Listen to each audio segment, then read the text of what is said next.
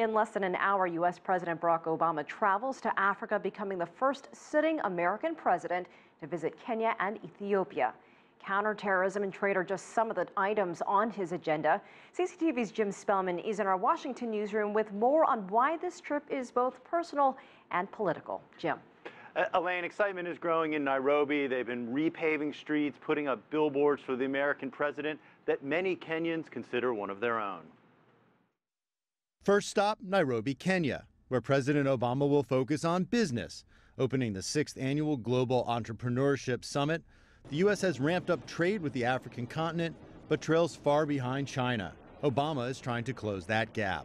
Africa is a place of incredible dynamism, some of the fastest growing markets in the world, extraordinary people, extraordinary resilience, and it has the potential to be the next center of global economic growth.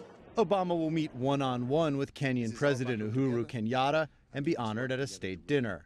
The U.S. president will address the Kenyan people in a televised address and honor victims of the 1998 U.S. embassy bombings in Kenya and Tanzania. Security is a top issue for many in the region.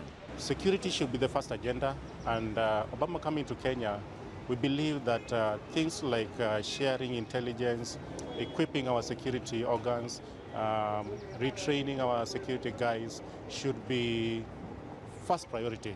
In Ethiopia, Obama will take part in a regional summit focusing on security and counterterrorism. Last weekend, the Westgate shopping mall reopened 2 years after being attacked by al-Shabaab militants in Nairobi, Kenya. Those terrorists, plus West Africa's militant Islamist group Boko Haram, have been a growing concern.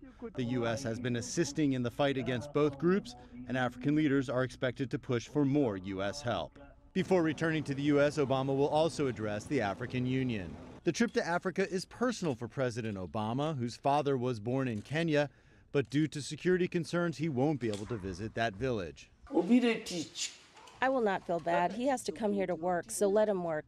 I can't feel bad. He has to come here for his duty, but someday he will surely come. He's a son here, and I cannot be angered by him not coming to see me. Some family members are expected to travel to Nairobi to meet with Obama and perhaps attend the state dinner.